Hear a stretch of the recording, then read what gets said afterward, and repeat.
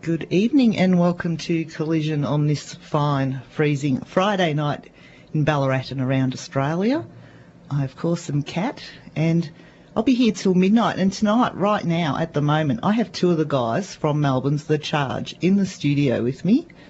And straight away, I'm forgetting names. I've got Ben and is it Hamish? Hamish, awesome. These guys are going to stick around for a little while and have a chat to us. They've got some awesome new music out and some shows coming up.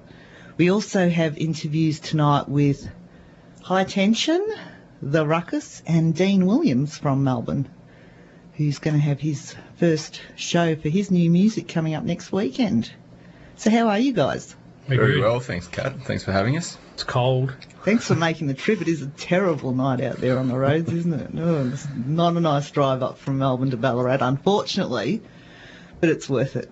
It is. It is worth it, absolutely.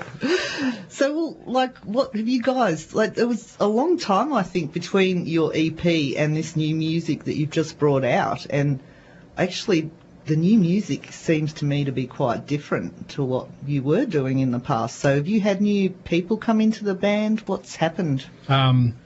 It's basically, I guess it's been a year and a half. It's been two years since we released the first album, Red Flags. But we met Reggie Bowman on the Nerve tour. When was that? Nearly 2 years ago now. It would be, exactly 2 years ago. 2 years ago. It was in winter of 2013. Yeah, 2 years ago. So he's brought a few things out of the band, and I think when we Requiem for a Dream, the last track on the first album, we kind of went down that path of that style that kind of set us up, and we've kind of followed that. And we just added, we've always had some different things going on, but Reggie's brought that out of us, and we've kind of gone with that. We're not as, I guess, stoner anymore. Mm-hmm. A lot of people called us when we first came out. I think you're actually not as much pub rock as you were before. I think you've gone a little bit more alternative and harder. Yeah. There's been a definite evolution especially in Ash's writing as well, and he keeps pushing himself to in terms of playing and his guitar work, and it's really kind of forced us to become more change with him rather than keep up with him, and and then to get that across to Reggie, and then have Reggie bring that out of us as much as he can. We've finally kind of nailed down how we want to sound, I think. Yeah. Especially for this record. It's definitely a jump up from what we feel from the first one was, and we're excited about it. Awesome. So then, tell us about the shows that you do have coming up for the single release at this point. Yeah, so this next Friday, the 17th of July, we're playing at Whole Lot of Love in Brunswick. On Lygon Street. That cramming in down there. We're cramming it's more a great down little there. venue. It's going to be cool. It is a really good little venue. Especially probably in winter. Yeah, absolutely. Yeah.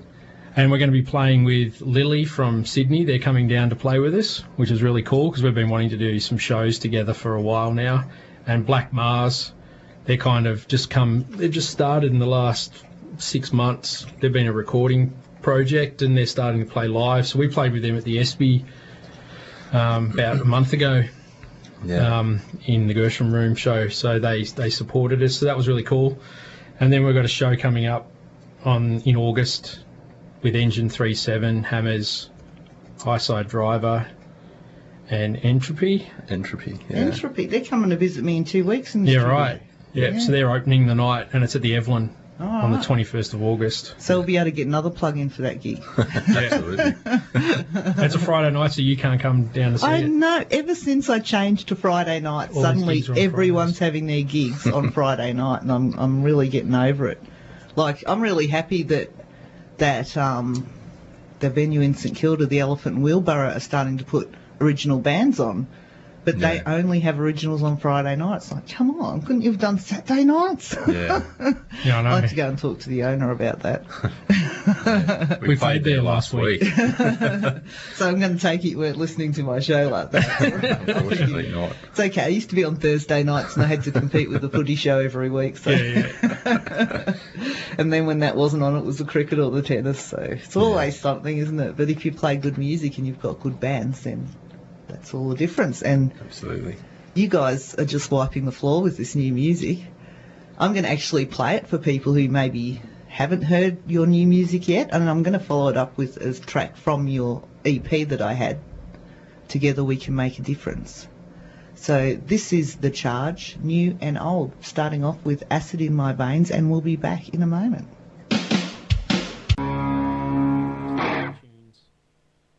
And you are back on Collision on 99.9 Voice FM with Cat and Ben and Hamish from The Charge.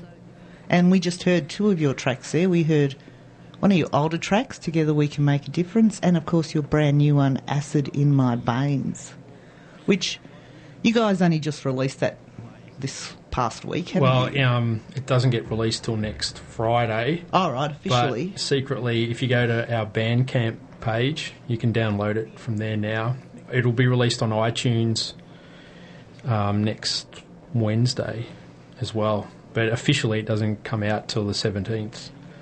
So is it free on your Bandcamp, or is it like pay what you choose, or what? It's $1.50 and pay if you want. $1.50. If you think we're worth more than $1.50, you can pay more. But you can download, you can stream it for a couple of plays and then buy it because we need the money. Yeah, of course. Especially if you're making music like that, you've got to keep making it. The album, when can we expect that to actually be released? End of September. So late last week, hopefully, if all the marketing planning goes to plan. Yeah. So the end of September, and then we'll follow that up with a tour in early October. Right. I'm just sitting here wondering how cold it is, because it's actually really quite warm in the studio. But Ben, you've got so many jackets on sitting there, aren't you? Getting I've got warm. a hoodie and a leather jacket, and I've got a flannel on. He's coming to Ballarat. He's prepared. Don't worry. I always have 3 or 4 layers on too, but that's outside. We'll have to ask some sticky questions and make you get all warm. Far away.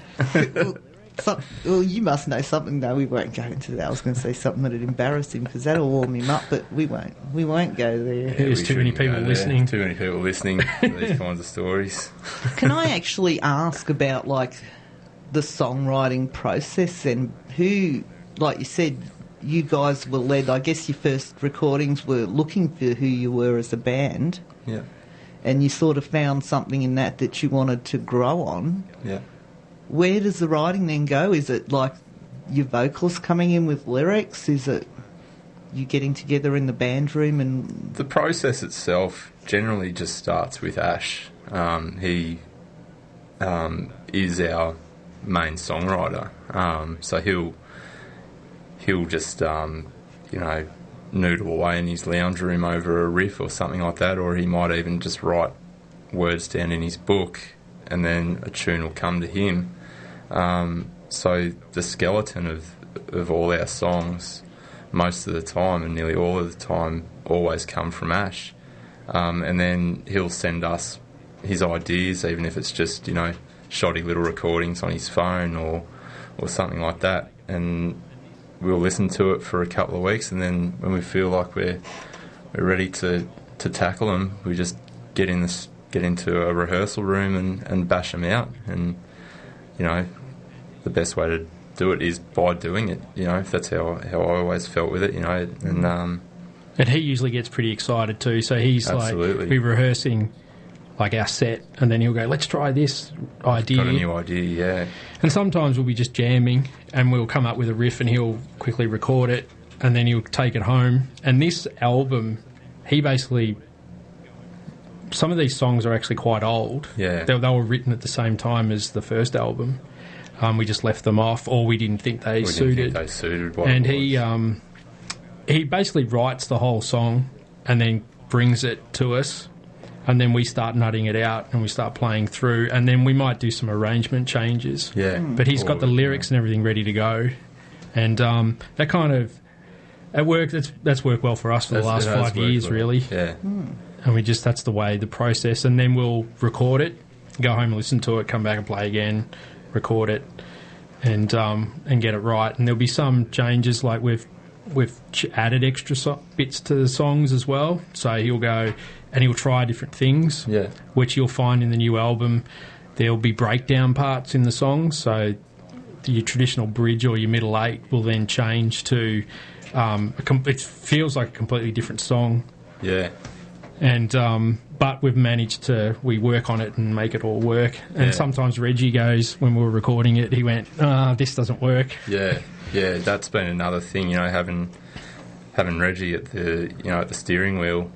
We kind of, we went with him because we said, we're not going to pretend like we know everything about this. We don't know everything about our own songs. So it's nice. It was really nice to have him, be able to say yay or nay, or why don't we try this, or what if we completely change the arrangement around here? And it was really humbling to have someone do that to your own music and then be able to sit back and listen to it and be proud of it. It's a really cool thing. I think Reggie essentially became sort of part, like a fifth member of our band, because he's had such a big input into what we've been doing with this record. It's it's pretty exciting. Like I said before, it's going to be really cool. And we've had to step up musicianship-wise as well, because you can get a bit lazy. Comfortable, especially if you've got, like we had one album, with what was it, 7 or 8 songs on it, and those songs that for that period of time, we would rehearse those songs every week for shows and play those same songs usually in the same order at our shows, and it became second nature to us. So then to be thrown in the cooker, with these new tracks, it's like, wow, we really need to, like Ben said, really step up our game playing wise, as well as getting tight again around these new songs and getting where we were from a live sense at our shows to be able to do these new songs justice. And it's been a really interesting trip, that one. It's been good. I'm getting the idea that you guys haven't been actually road testing the songs live. Well, we haven't played that many shows. Like last year, because we took the whole time to record the album. We played 2 shows. We played 2 shows last year, and we actually did road test a few of the new songs. And it's only been, we've played 3 shows, I think, so far, and we've pretty much got our set down, and people probably wouldn't know that they're the new songs. We haven't played anything. The only song we play from the old album is Requiem for a Dream.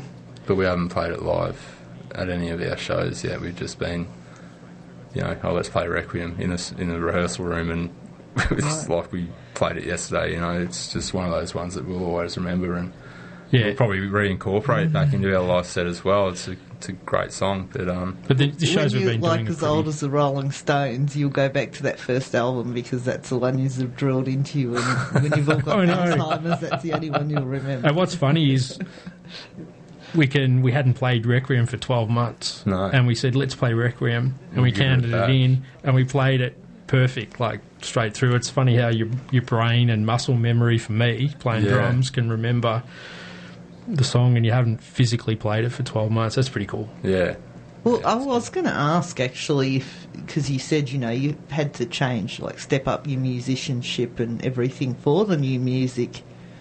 And I was going to ask if you felt different on stage, if you think you felt like you were putting more into your live shows playing this new music. But then you went and said that you've been playing some of them and people wouldn't have even known. So, well, luckily hardly anyone. We haven't had many people come to shows. Well, you haven't actually. I don't think you've been making a lot of noise about any shows you've done recently. It's all been because you've been nervous about testing your new music, haven't you? Yeah, everyone is. When it comes to new songs, as excited as we are about it, there is that element of nervousness there. We're still working out the fine print on them, in terms of our live set. There's always going to be those challenges there with a new song. Do I play this part, or do I sing in this part, or whatever the case might be. But I think we're this close, and I know you can't see me, but my fingers are very close together, and we're at that point now where I'm, like, me personally, I'm ready. I'm completely ready to release them on stage and let people take them in for however they want to do it, and that won't change the way I play now. But yeah, definitely with a new song comes new energy, and it definitely does make you play and maybe perhaps move and look different when you're on stage as well. It's a bit the cool thing will be when people, well, obviously acid in my veins, they'll be able to hear it, but eventually when the album's available, because we're only playing a couple of shows before the album is released, so it'll be cool once people have had to listen to the album. It'll make a bit more sense to everybody. A bit of familiarity about it. Yeah. Yeah, if we could get the album off your computer. we might be having a sneak peek at one of the other new tracks soon, though, tonight on the show. I'm looking for something else to throw in for now. What I'm going to do is I'm going to play a track from a band who are actually from Ballarat, but they're coming in to visit me next Friday on the show. And we'll be back very soon with The Charge on Collision. This is Horace Green and She's Over You.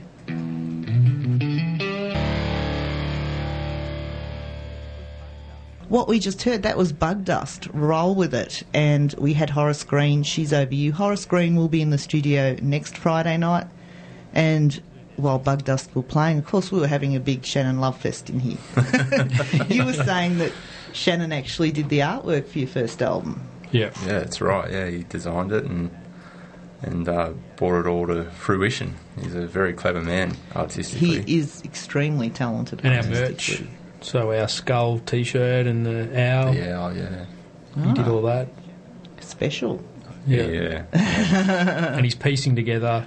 We got a guy over in the US of A to do our album, to do the album artwork. His name's Sean Bowdry. For the new one? For the new album. And but Shannon's piecing it all together for us. Mm-hmm. The layout and the design. And he does all of our ads, artwork for the ads, and he's doing some new merch for us as well, which is going to be really cool. Yeah. Oh, cool. But he's a good friend of ours as well. He's not just one of our workhorses. Is this Shannon or the guy in the US? Oh, this is Shannon. Sorry. The guy in the US is just a workhorse. Well, he got paid for a lot of people. He got paid pretty good. That's it. But yeah, he's a really nice guy, as a lot of people in our scene know, and it's always he's always definitely good. one of the most gentlemanly gentlemen you'll ever meet in music. Yeah, absolutely. Yeah. He's got a very good head about it as well. He knows what he's doing, and is more than happy to help people out when it comes to that stuff. I reckon last time I saw you guys was probably at either Rock the Bay or Rock and Load. Rock and Load. Were you there last year at Rock and Load? I was at, I think, Rock and Load last year and Rock the Bay this year. Yeah. Yeah, we did Rock and Load last year. Yeah. We're going to miss them, aren't we? Yeah, we are. Now Crudy's not doing. No, I heard he's left Melbourne actually. So just last week. So okay. Yeah, and the SP, it's not going to be the same. So what I'm bringing this up for is because if there's other venues in Melbourne that have got more than one stage and want to do some more festivals like that, I'm sure there's a promoter in Melbourne that would like to start doing some stuff They're like that. They're a fantastic day, those things. They are. They're the best. You get to see a lot of talented musicians in a very small and very cosy environment. I mean, the SB is a big place and it can fit a lot of people, but the way that they had it set out, you could see, if you were worried about missing one band or something, well, you'd watch half of one and then go and catch the half of another, no problems. And for $30 or whatever it was for the whole day, what a $20 pre-sales. Yeah. And there is just so much talent in Melbourne, and it's in Victorian music alone. It's just to have it all of it under one roof. It's a really, really good day, and it's great to play as well because we get to catch up with bands, and we get to see bands as well, and meet new people and stuff like that. It's just we had one of our first shows at Rock the Bay. My first and then show. Rock and Load. Yeah. Because we were three-piece before Hamish came along. Get my name right. Nickname Harry. But we got our first gig. Crudy put us on Rock the Bay downstairs in the basement. Oh, yeah. So we've done played hard through, yards, yeah. did the basement, Gershom room, Front bar. and then the front bar was like, to play the front bar at a really good time spot was Yeah. pretty cool. And if you could get that, and we finally, I think we did it 4 years in a row, we finally got to the front bar. Right.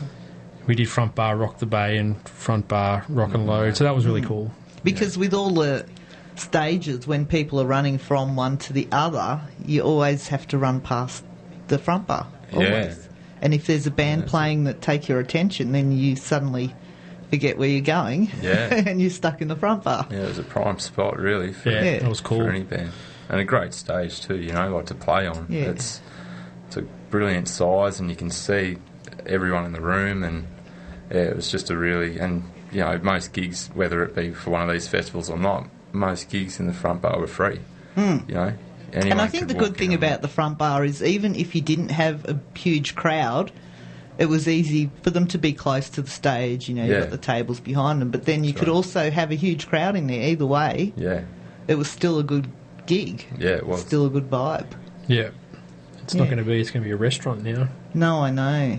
Yeah, it'll be I'm missed. just heartbroken over that. Maybe we should all band together and just trash the place and make it a bloody front bar again. We should just get a heap of bands and that and just go in Yeah, there and just go start in there playing. and play, yeah. I I was sat going to down swear with then. Ooh. Phil Parra one night after he played at the ESPY, and he told me how he got his gig first playing at the ESPY when it was still a hotel, and they didn't want to have any music, and he basically forced them to play. And where the stage was, he helped build that stage Yeah, right. to get going. But he played, where the pool section is.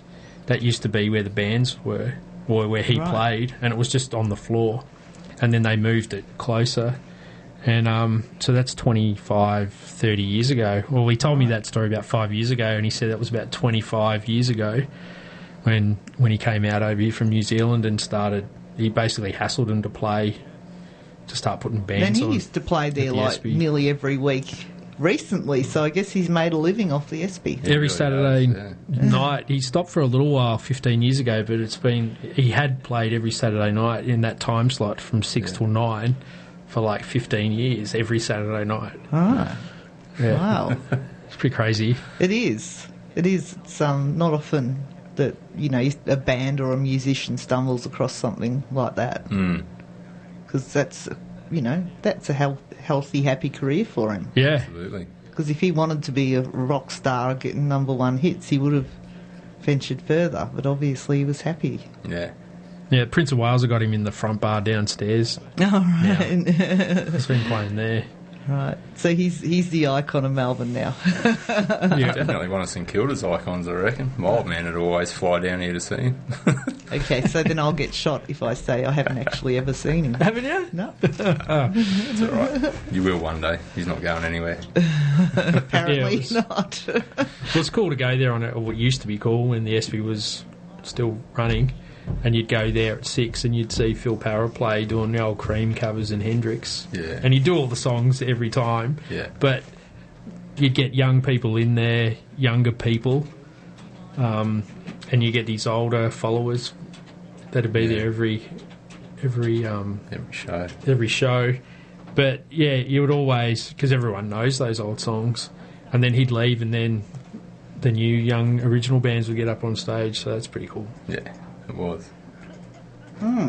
So then, we should have talked more off air, but I'm going to ask you on air now. Are you guys going to stick around till 11:30ish, or are you going to head off at 11? I'm happy to stick around. Yeah, we can stick around stick till around. 11:30. Do you mind then if we throw an interview in now, and Not at then all. come back and keep chatting? Yeah. Please. Because we do have a couple of other interviews to get on tonight. Now I say that and I can't find. Let's start with High Tension. Can we start with High Tension? We'll start with High Tension. Wasn't actually even asking. But no, they're really cool. They've just released their album today called Bully.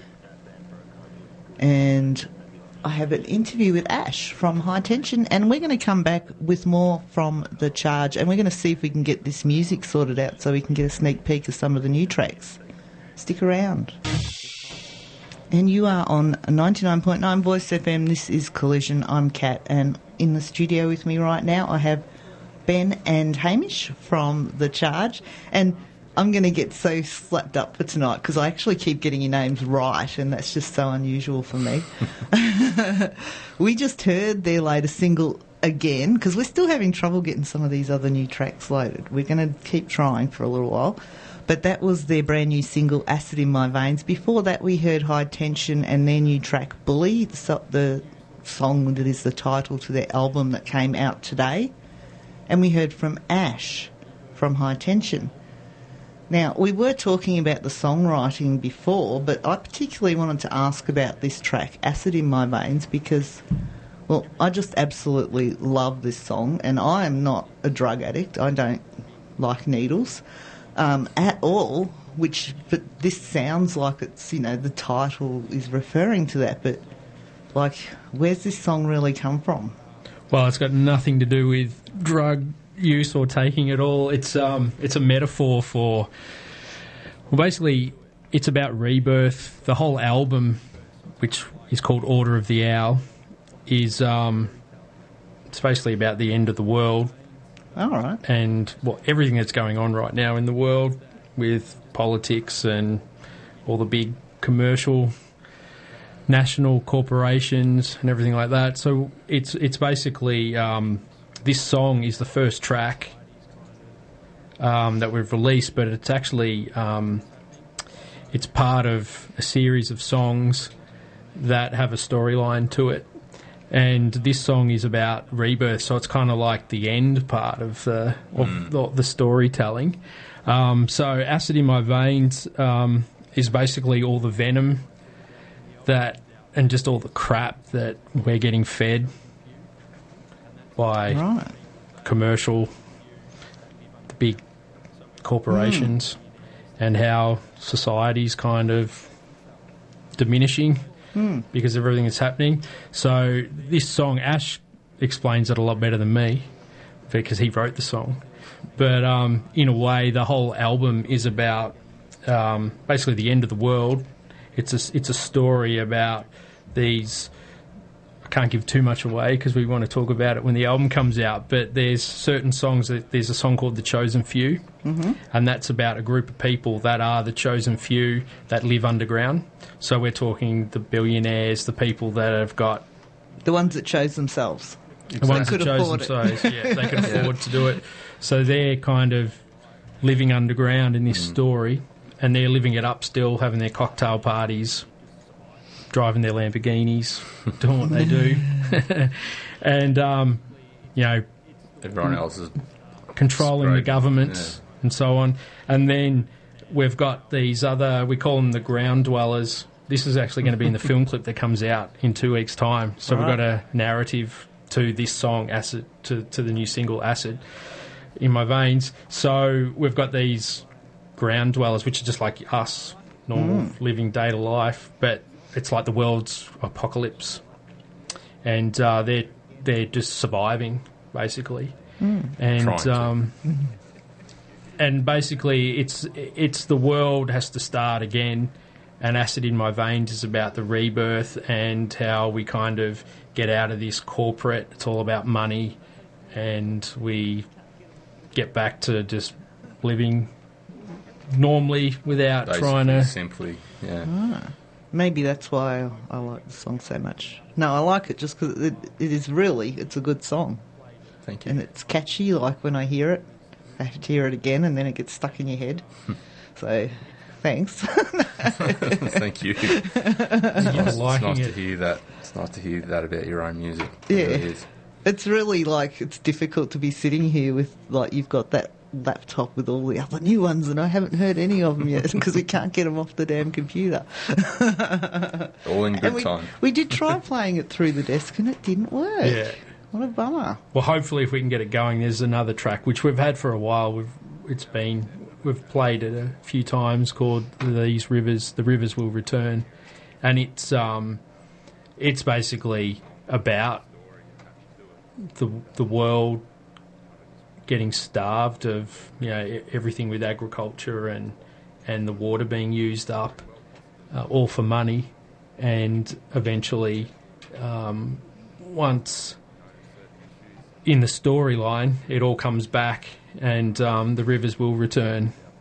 The dams will be The album definitely has this underlying theme of, the end is near and all this kind of gear, and but each song has its own story attached to it, and kind of just goes in a bit deeper into certain aspects of what could very well possibly happen. If people aren't careful, and if we start taking note of certain issues and problems that we're going to be faced with, then this is just our take on it more than anything else. Ash sounds like he's quite a deep person. Yeah, he is. He's in his own right, though. Like he doesn't dwell on this stuff, but when he's one of those guys that he gets a thought in his mind, and the best way for him to kind of explain that thought is to make a song out of it. Yeah. And it could be anything, So with these themes that we're running with now, that just happened to be his choice at the time, and something that he's passionate about, and something that we're all passionate about. We're not a political band, No, but we do take notice. I guess we're a little bit older now, and you grow we up worry and about what's happening with the world. Well, it's like you said, this song obviously is part of a story and is really quite, political, social message, but then listening to the track, you don't feel like you're getting a social message. No, that's because And we the album aren't. too. Yeah, none of the tracks are like that. None of it's Subliminal being It's not Midnight none of it's Oil. being shoved down. It's not Midnight Oil, and it's not Rage Against the Machine, and it's we're different than that, than those bands are. I think the subliminal messages stick in my head a lot more than someone shouting it at me directly. It's interesting how it all works, though. It's cool. Yeah. So, well, Ash was meant to come tonight, but he couldn't make it, could he? No. Fortunately not. Fortunately.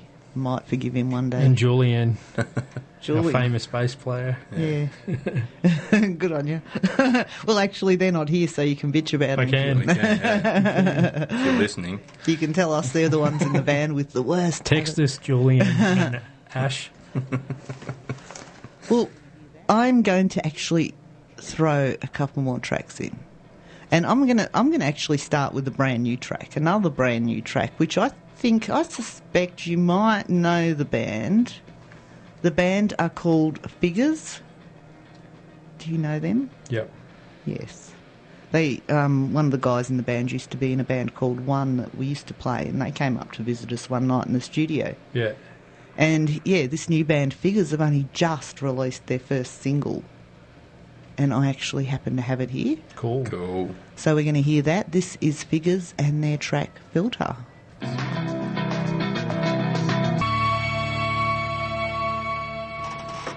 And you are back on Collision, and that was the track from Bleeding Gasoline that we had an exclusive on a few weeks ago on the show. That was Let's Get Violent.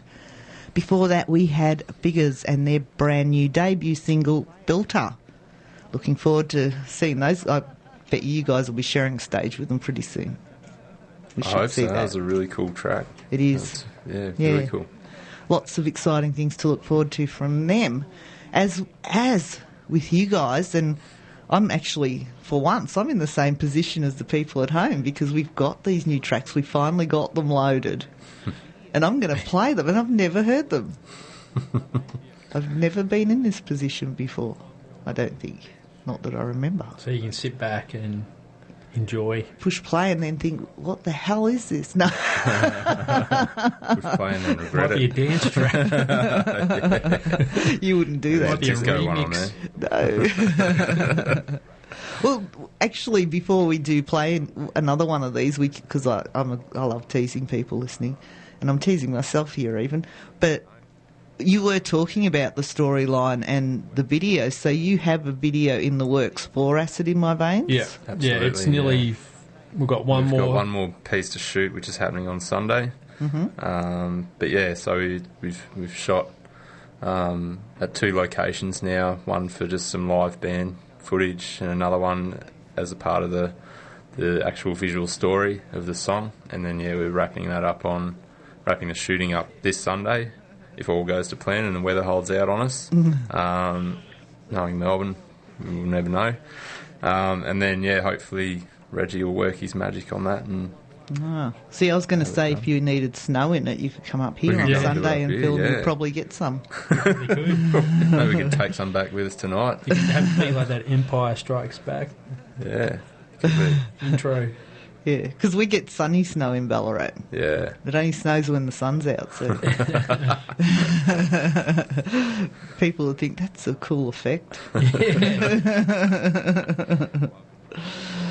But, well, let's talk more quickly about the show that we have coming up. Next weekend at Whole Lot of Love. Next weekend at Whole Lot of Love. This time, next Friday. Next Friday night. Kind of clashes with your show, I'm sorry. We didn't plan that That's one very okay. well. We could do a live. I can survive. We do a live crossover. Live crossover. Really looking forward to that one. Really looking forward to having Black Mars and Lily down from Sydney for that show. I don't know if anyone listening has been to a Whole Lot of Love in Brunswick, but it's a great, cosy little venue where they're one of the small ones that just love the live music. I've seen quite a few bands there, and bands that not necessarily fit in there. Like, I think one comes to memory straight away, which is Dead City Ruins, who are the more rocky side of things, but they're over in Europe at the moment. But I saw them play to a packed out Whole Lot of Love, and it was one of the best shows that I've ever seen those guys play. So it's a great little room, and a cool vibe. It's next door to a tattoo shop, and it's just got this really awesome vibe about it, and some great. So what, if you get really drunk, you can just stumble next door and get it tattooed? Next door and get it tattooed, and then I think there is a laser clinic up the road where you can get it removed. So no regrets at Whole Lot of Love. So there's your weekend taken care of. There's your weekend taken care of. That's right.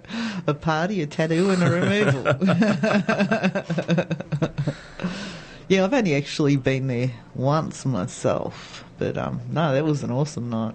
Never forget that. That was a lot of fun. And it's great because it doesn't seem. I mean, there's more popping up now, but it's sort of especially around the north side of town. Brunswick and the Coburg kind of area. It's kind of that's the first place you might hit for something. A live gig. Even though it is kind of small and cosy, it's still. They do it, they do it because that's what they do, It doesn't matter how big their room is, they do it. Well, you can't always be booking huge venues and then stressing trying to fill them up. You just can't. Not at all. Sometimes you just got to take a small venue and just relax and enjoy the gig and know you're going to get, a decent crowd in there. Yeah, absolutely. Yeah. And there's not that many big venues around.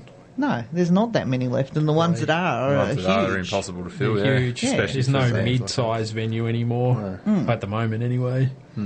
So it'd be cool, and we're basically launching the single "Acid in My Veins." And you need to, I guess, build a new live audience based on this new music.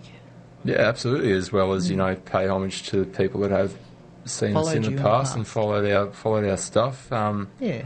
It's exciting playing for new people, but it's more exciting for me sharing it with the guys that have been there from the beginning and letting them see how we've grown as a band and as musicians, and to give them something to say thank you for their support and their ongoing support, and to see them bring their friends, their friends as well, and pass it on and.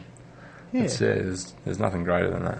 I think with the new album, it's going to be a lot more accessible for people. There's some rock stuff and there's some heavy elements to it. And then there's some long, quieter moments and longer songs as well. There's bits of everything in there. There is, it is a pretty diverse. But it is a heavier album as well. I'm just wondering which of the two tracks you want me to play first. Have you got a preference? Probably Rivers. Yeah. Yeah. Because I thought of another question to ask, and then I thought, well, maybe we should at least play one of these songs, and then I can ask It's a more short questions. song too. It's a short song. Yeah. Yeah, punk it's under rock. 3 minutes. Punk rock, so there's a little bit of everything on here. We like a bit of punk rock. This one's just a blast in the face. Really, it's a lot of fun. Awesome. So he is another taste of the Chargers' upcoming album. What did the Owl? Order of the Owl. Order of the Owl, and this is a track called "The Rivers Will Return."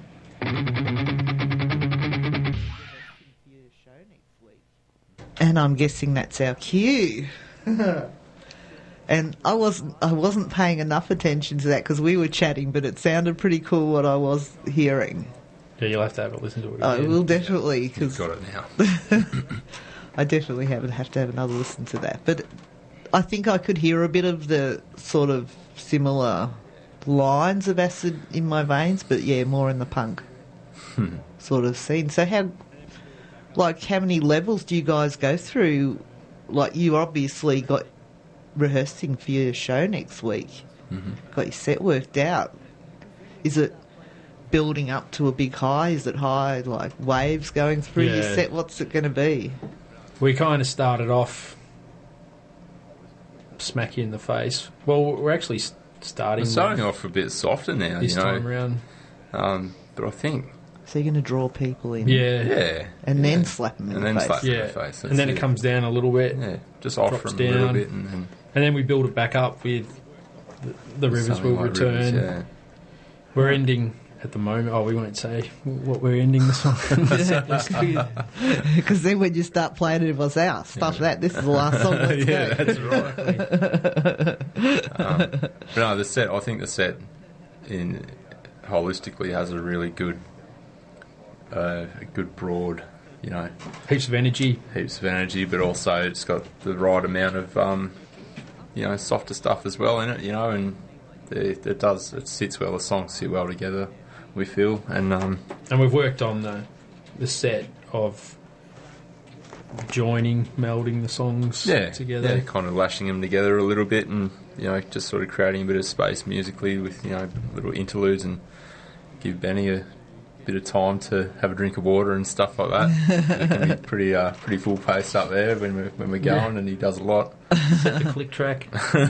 Yes, we play to a We click play track. to a click track. For those wondering, we have to. Well, I'm wondering actually, because it sounds to me like you guys have taken your time to find out who you are and what you want to do. So where to now? Are you starting to look at a second album? Are you thinking of a national or international tours? Where are we at?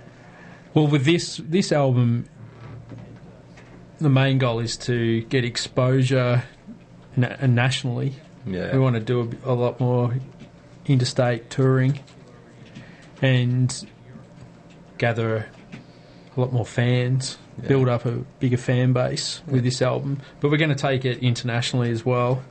We've the majority of our fans are from South America, which we were told.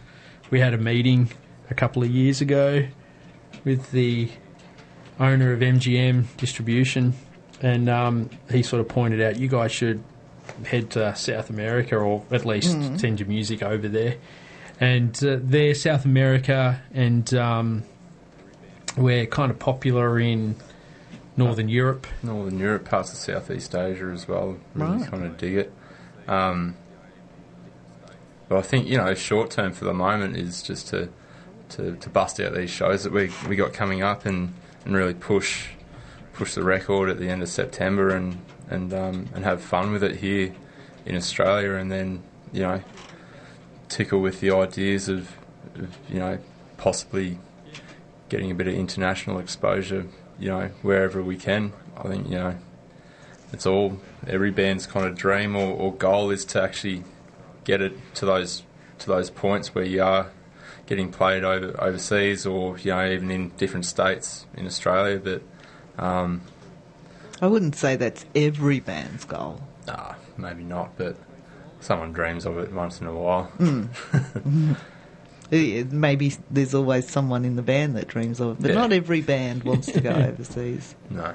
Some are happy to play local shows. Yeah. That's, And we are too. There's a great local scene in Melbourne especially. You know, it's that's a given with how many bands there are down here and how many venues there are still down here, even though that there's a few that are kind of dropping off here and there, but they're just making way for the ones coming through. That's Well, it does seem that every time one of the bigger ones closes, you get two or three smaller ones open. Yeah, and they kind of take the load off a bit, which is great. Yeah, and it gives you a lot more choices. Yeah, absolutely. Yeah, like this, the Elephant and Wheelbarrow in St Kilda. I mean, they're a backpackers pub. They've got a built-in audience virtually. Well, it was. It was, yeah. It's not a backpackers anymore. No backpackers anymore. Oh, really? Yeah, all the backpackers have moved out of St Kilda. All right. So there's not that inbuilt All right. audience. So now you've got to work for it. Yeah. Well, Try to. I think a couple of the backpackers, the bigger backpackers, bought out. One of them ended up buying out everyone. Oh, to get rid of them. Get rid of the competition. And then they sold it off, and those backpacker hostels, actually the property has been sold. And going to be redeveloped. Yeah, and then be high-rise apartments. So there's actually no backpackers in St Kilda anymore, like there was. And that place was a backpacker venue. Yeah. And people lived upstairs and so on. Yeah, and the pub was always packed. Yeah. All right. So, I didn't realise that had stopped. Yeah, St Kilda, the whole St Kilda Fitzroy Strip heading down towards Ackland Street has really died off in the last 12 months. Right. It's really changed. Yeah, it's really strange. Maybe that had something to do with the SB's decision at this time then. I think so. Yeah, possibly. Yeah, it's come a bit. It's a bit yuppified. I lived in St Kilda for 7 years. I lived there 3 for years about ago. 8 years. And, you know, you could always... We might have seen each other walking down There's the a street. mix... exactly. There's a mixed... There was a mix of people, bohemians, and you had your workers, lady workers out the back, and you had... Out the back Yeah, in out St the back, Kilda. Grey They were on the street, yeah. on the street. Yeah, they're out the front. But it's really turned into... I got some stories. Yeah. I won't tell them on air, though. It's definitely It's a great changed. place to live. It's changed from what it was even 12 months ago. That sounds sad, because one thing I used to love about it was the colourful people there. And Yeah, they've been Yeah. driven out, I think, and most people can't afford to live there, musos no, I and so know. on. Yeah. So it's driven out, and we call north of the river, we used to, when I lived in St Kilda. These guys all lived in North Thornbury, Northcote area, and it's all happening over the north side now. Yeah, it's really interesting. I heard on the radio yesterday the owner of the Torlino Hotel.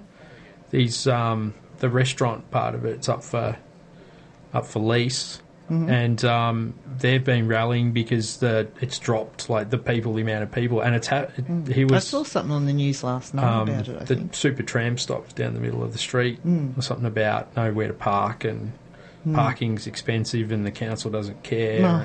And, You got to pay till midnight for parking. yeah. So that's affected a lot of people, and there's a lot of the shops have really changed down the street as well, and I think that's affected the amount of people that go out in St Kilda. Yeah. That's If sad. they're getting driven sort of further away, I mean, St Kilda is a tough place to get to, you know, at the best of times, you know, public transport-wise, so... No, it's not. It I can always be. found it It easy. can be. That's one thing I loved about it. There was Yeah. so much public transport options. It can be, but if people are sort of heading further north... Said by someone who lives on the north side. Yeah, well, that's right. I mean, we're not right. No, But, yeah. The funny thing is too, though, that a lot of these yuppie things, they try to drive the lower people out of an area because they like it, but then that's actually what they like about it. They don't realise that it is the colourful, different people, different make things it. happening that make the area exciting, Yeah. and then they go and drive all that out. It's strange how it happens, isn't it? Yeah, it's a shame, but anyway. Hopefully they can... the evolution of a city, it happens all the time, Yeah. doesn't it? So we're just Absolutely. going to have to hope St Kilda rests in peace or comes back in one piece or Back from the something. ashes, yeah. But you guys, you're going to be in what is it? Fitzroy, Carlton, that Whole Lot of Love is Brunswick, Brunswick. it's in there Brunswick, we go. yeah. the Lygon Street. If I kept saying suburbs, I was going to get there one day. Yeah, it's right at the top end of Brunswick, almost the Coburg end of it. Yeah, it's right on the corner. Yeah. There is a tram. There is. You can catch a tram. You can catch a tram to the front door. Yeah. No excuses, people. No, definitely not. And you can catch a tram home too. That's right. Or further in. Yeah, it's going to be interesting if they get these trams running all night on the weekends in Melbourne. That I think that'd will be help cool. the live venues. Absolutely. Yeah. So then maybe it's time we did actually throw in the other new track by you boys. Shall we do that? Yeah, Let's why do not? it. But then again, maybe I could be lying through my teeth about playing it. No. The song's called Lie Through My Teeth. I'm just being silly. And this is another taste of what the Charge have coming up on Order of the Owl. In late September it's going to be released. Yep.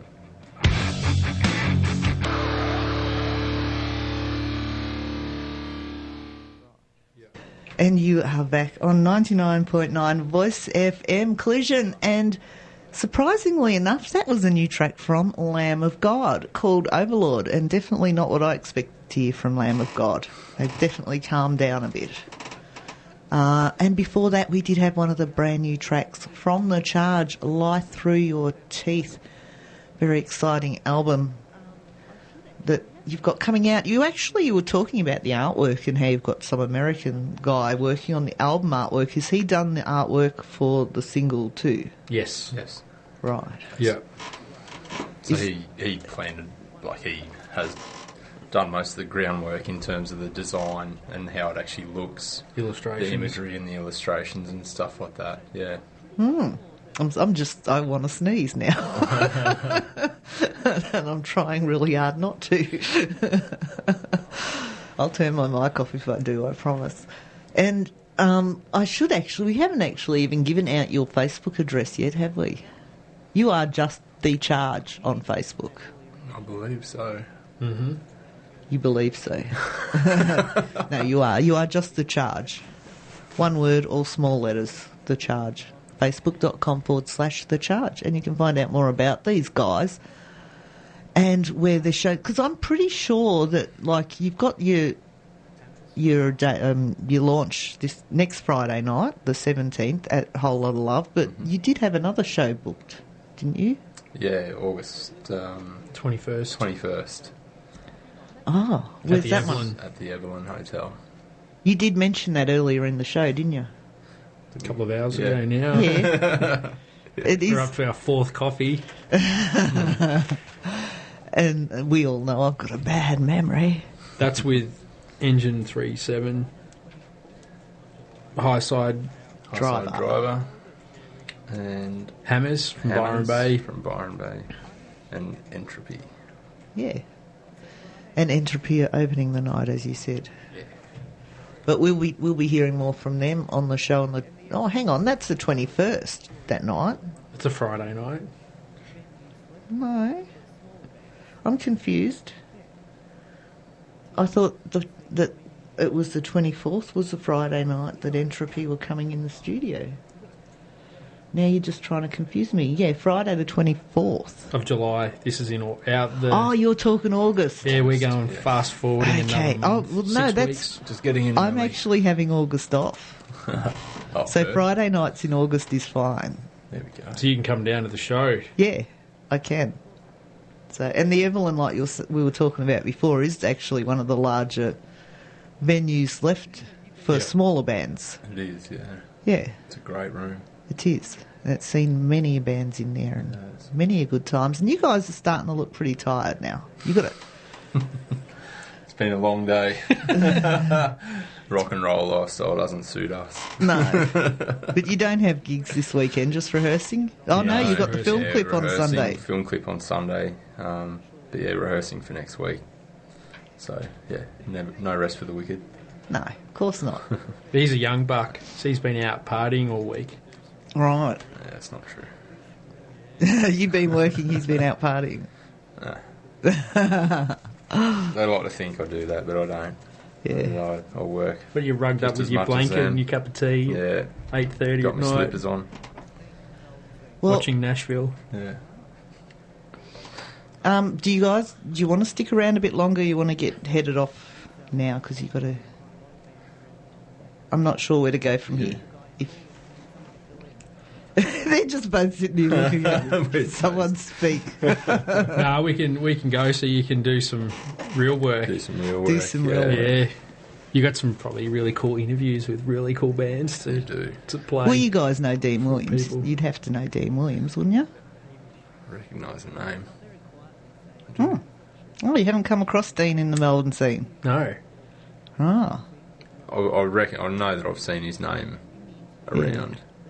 Yeah, he's played in quite a lot of bands around Melbourne and that because he is the guy you call when you need someone to fill in last minute.